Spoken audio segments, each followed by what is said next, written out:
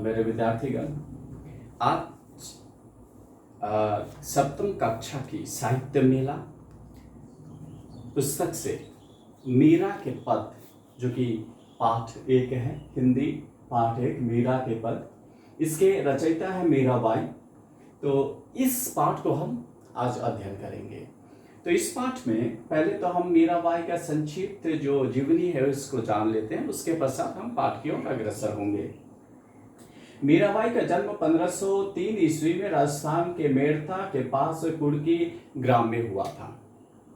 इनका विवाह राणा सांगा के पुत्र भोजराज से हुआ और उनकी वैवाहिक जीवन ज़्यादा दिन चली नहीं और कुछ ही समय में उनकी मृत्यु हो गई। उनकी पति की मृत्यु हो गई 1546 ईस्वी में और द्वारका में मृत्यु हो जाने के पश्चात वे अपने आप को पूर्ण रूप से कृष्ण भक्ति में, कृष्ण की ध्यान में वो लीन हो गई और उसके पश्चात उन्होंने काव्यिक रचना का उन्होंने सृजना किया और उसमें से कुछ काव्य पुस्तकें हैं, जैसे कि नरसिंह मायरो, गीत गोविंद टीका और राग गोविंद, राग सोरठा आदि उनकी रचनाएं हैं। और इसके साथ हम लोग देख पाते हैं कि उनकी जो भाषा थी साहित्य रचना में, उनकी कविता हो या पद हो, इसकी रचना में वो जो भाषा थी राजस्थानी मिश्रित ब्रज भाषा हम लोग देख पाते हैं और पढ़ पाते हैं।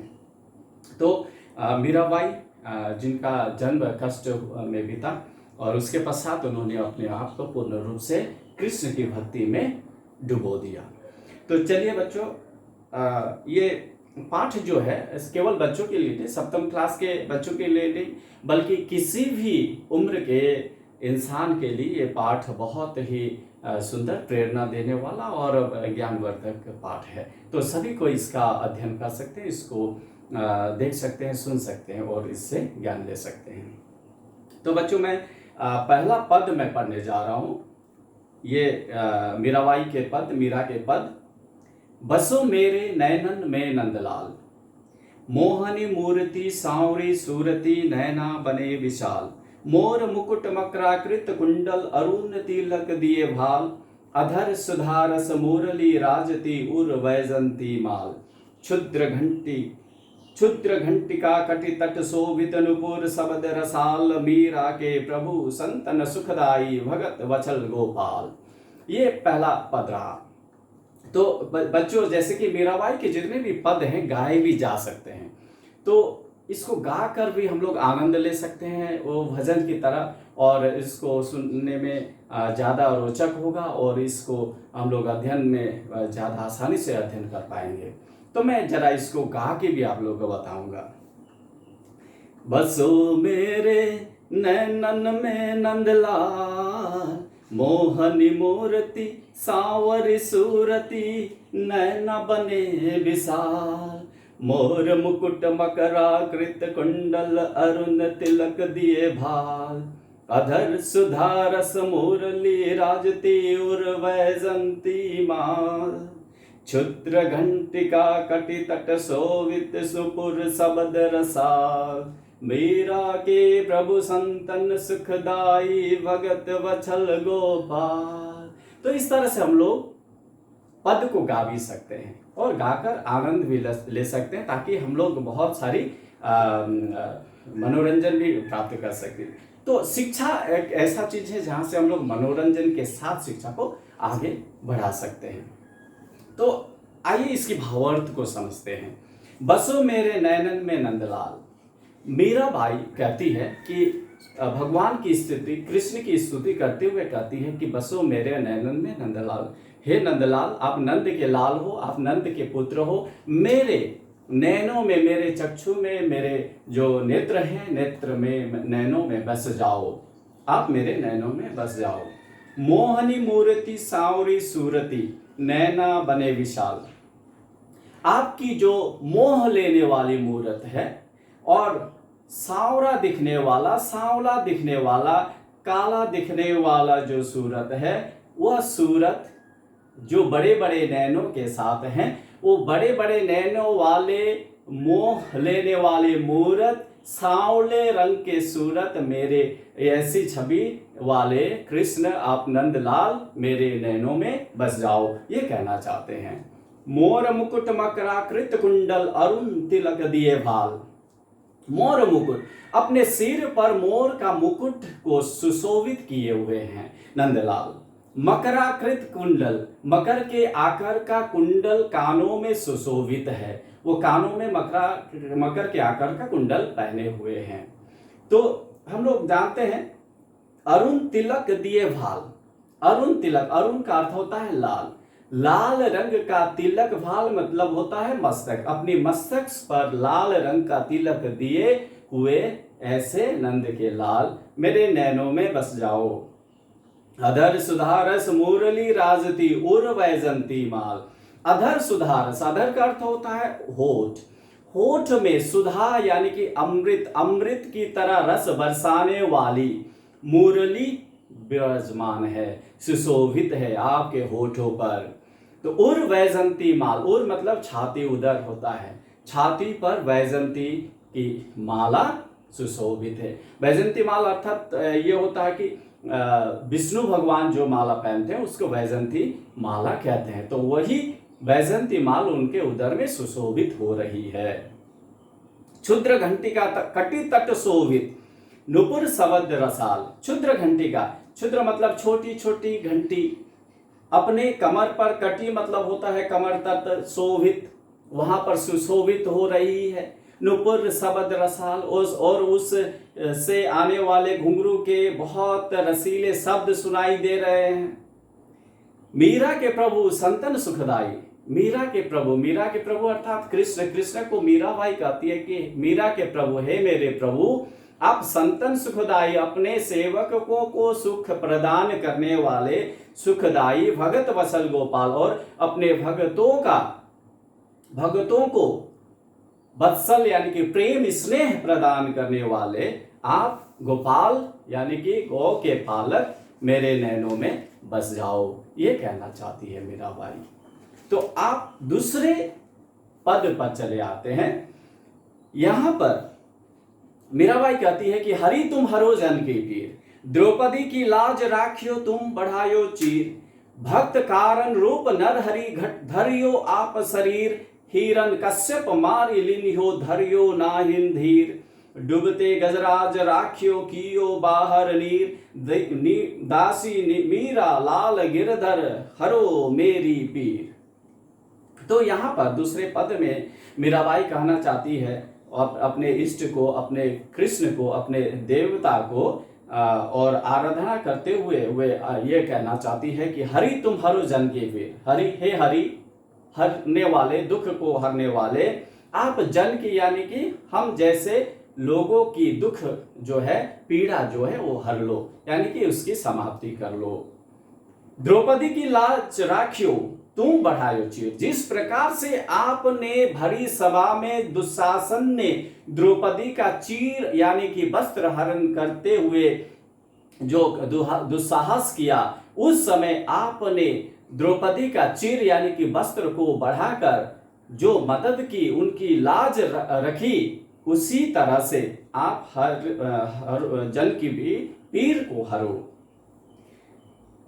भक्त कारण रूप नर हरि धरियो आप शरीर, भक्त के कारण, अपना भक्त जो कृष्ण के भक्त थे प्रहलाद, हरि के भक्त थे प्रहलाद, तो उनके कारण ही आपने क्या किया, नरहरि का यानी कि नरसिम्हा का रूप धारण किया और अपने भक्त को बचाया। हिरण कश्यप मारि लिन्हो धरियो नाहिन धीर, और आपने हिरण कश्यप का वध करके उस भक्त प्रहलाद को बचाने की आपने जो कष्ट की वो तनिक भी देरी न करते हुए आपने यह कार्य किया। डूबते गजराज राखियो कियो बाहर नीर, डूबते गजराज, जब गजराज यानी कि हाथी को हम लोग गजराज कहते हैं, वो नदी में पानी पीने के लिए गए थे, तो कुमीर ने किसी तरह से अर्थात मगर ने किसी तरह से उनको पकड़ लिया था, अपने जबड़ों में जकड़ लिया था, तब उनको भी, उस गजराज को भी आपने ही अर्थात हरि ने, भगवान कृष्ण ने ही क्या किया था, जल से बाहर निकाल कर उनकी जीवन बचाई थी। तो दासी मीरा लाल गिरधर हरो मेरी पीर, मैं तो दासी हूं मीरा लाल गिरधर, आप गिरी को धारण करने वाले पुत्र हो, नंद के पुत्र हो, आप मेरी भी पीड़ा हर लो, मेरी भी कष्ट को हर लो, मेरी भी जो वेदनाएं हैं उनको दूर कर दो। तो ये दूसरे पद में उन्होंने कहा। अब आते हैं तीसरे पद की ओर। जागो वंशी वारे ललना जागो मेरे प्यारे, रजनी बीती भोर भयो है घर घर खुले किवारे, गोपी दधि मथत सुनियत है कंगन के झनकारे, उठो लाल जो भोर भई है सुरनर ठाड़े द्वारे, ग्वाल बाल सब करत कोलाहल जय जय शब्द उचारे, माखन रोटी हाथ में लीनी गौवन के रखवारे, मीरा के प्रभु गिरधर नागर शरण गए को तारे। अब ये जो तीसरा पद है, ये तीसरा पद में मीराबाई कहना चाहती है कि जागो बंसी वाले ललना, बंसी लेने वाले ललना। आप नंदलाल को बोल रहे हैं मीराबाई कि आप जग जाओ, सुबह हो गई है, जागो मेरे प्यारे, आप मेरे प्यारे हो, आप जाग जाओ। रजनी बीती भोर भयो है, रजनी मतलब रात होता है, बीत गई, अब भोर हो चुका है। रजनी बीती भोर भयो है घर घर खुले किवारे, अब घर घर में किवार अर्थात दरवाजे खुल चुके हैं, सभी काम में लग चुके हैं। गोपी दधी मथत सुनियत है कंगन के झनकारे। और ये कैसे मालूम हो रहा है, प्रत्येक घर में गोपियां दधी यानी कि दही को मथने लगी है, और यह दधी मथन का जो कार्य है कैसे सुनाई दे रहा है, उनकी कंगन की झनकारों से, उनकी कंगन की ध्वनियों से सुनाई पड़ रहा है कि वे सारे दधी को मथने में लगे हुए हैं। उठो लाल जो भोर भई है सुरनर ठाड़े द्वारे, उठो लाल, भोर हो चुका है मेरे प्यारे, आप उठ जाओ, भोर हो चुकी है। सुरनर ठाड़े द्वारे, सुरनर मनुष्य भी और देवता भी सभी आपके दरवाजे के सामने खड़े हैं, आप उठ जाओ, जाग जाओ। ग्वाल बाल सब करत कोलाहल जय जय शब्द उचारे, ग्वाल हो बाल हो सब क्या कर रहे हैं, कोलाहल हल्ला शोर मचा रहे हैं और जय जय का शब्द उच्चारण कर रहे हैं, जय जय की ध्वनि गा रहे हैं। माखन रोटी हाथ में लीनी गौवन के रखवारे, माखन और रोटी हाथ में लेकर कौन आगे हैं, तो गौवन के रखवारे हैं, अपने हाथों में माखन और रोटी लिए हुए हैं। मीरा के प्रभु गिरधर नागर शरण गहे को तारे, मीरा के प्रभु आप हो, गिरधर यानी गिरी को धारण करने वाला, गिरी अर्थात पहाड़ को धारण करने वाला, आपके शरण जो पड़ता है आप उसको तार देते हैं, आप उसकी पीड़ा को हर लेते हैं, आप उसकी दुख को दूर कर देते हैं। तो ये तीसरा पद में मीराबाई ने कहा। अब अंतिम पद पर हम लोग आते हैं, ये चौथा पद मैं पढ़ता हूं। करम गति टारे नहीं टारे, करम गति टारे नहीं टरे, सतवादी हरिश्चंद्र ने से राजा नीच घर नीर भरे, पांच पांडु अरु कुंती द्रौपदी हाड़ हिमालय गरे, यज्ञ किया बलि लेन इंद्रासन से पाताल धरे, मीरा के प्रभु गिरधर नागर बीच से अमृत करे। तो ये जो अंतिम पद है, चौथा पद, इसमें मीराबाई एक संदेश देना चाहती है कि जो कर्म गति है, कर्मों में लिखा हुआ गति है, वह गति टारने से नहीं टरने वाला, यानी कि दूर करने से नहीं भागने वाला। ऐसा नहीं कि हम लोग इसको अनदेखा कर देंगे तो नहीं होगा, ऐसा नहीं। आज की जो विकट परिस्थिति है कोविड-19 की, इस कोविड-19 को अगर हम लोग इग्नोर करेंगे तो उसको हम लोग इग्नोर नहीं कर सकते, लेनी की देनी पड़ सकती है। इसलिए जो कर्म गति अपने भाग्य में ये आ चुका है कोविड-19, अब इसको स्वीकार करके यहां से रास्ता निकालना होगा। वही चीज यहां पर भी लिखा हुआ है कि कर्म गति टारे नहीं टरे, सत्यवादी हरिश्चंद्र से राजा नीच घर नीर भरे। सत्यवादी हरिश्चंद्र राजा जो थे, वह राजा होते हुए भी उनकी कर्म के गति के जो दंड था उसके कारण उनको नीच यानी कि डोम के घर में पानी भरने का कार्य करना पड़ा।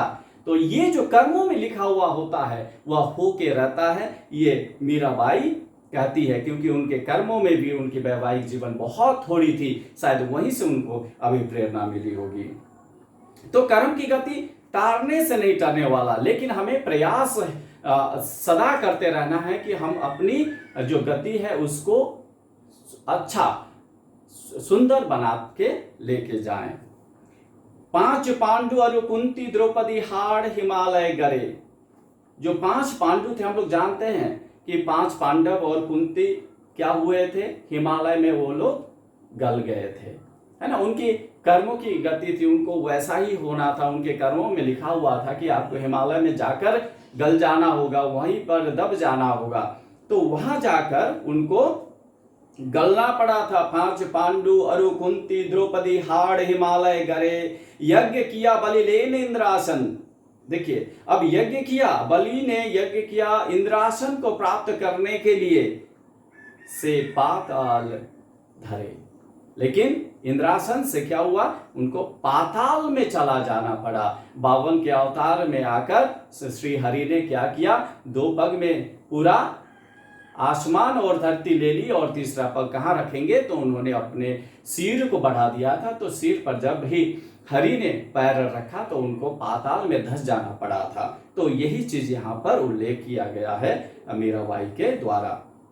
यज्ञ किया बलि लेन इंद्रासन, से पाताल धरे। मीरा के प्रभु गिरिधर नागर, बीज से अमृत करे। मीरा के प्रभु हो आप, गिरि को धारण करने वाला, पहाड़ को धारण करने वाला, गिरिधर नागर, बीज से अमृत करे। आप बीज को भी अमृत कर देते हो।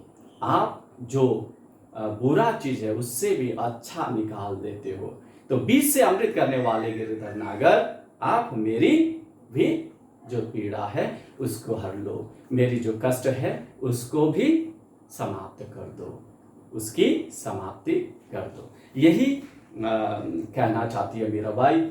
साहित्य मेला की जो कक्षा 7 की पाठ 1 है मीरा के पद, उस पर। तो आप सभी को मैं अनुरोध करूंगा, इसको बार बार पढ़ें, बार बार सुने और इसको अध्ययन करने की कोशिश करें। और विद्यार्थी ही नहीं, कोई भी अपने जीवन को इस पद का अध्ययन करके अपने जीवन को आगे ले जाने में मदद कर सकता है। तो ये आशा और आकांक्षा रखते हुए मैं आप सभी को धन्यवाद करना चाहता हूँ।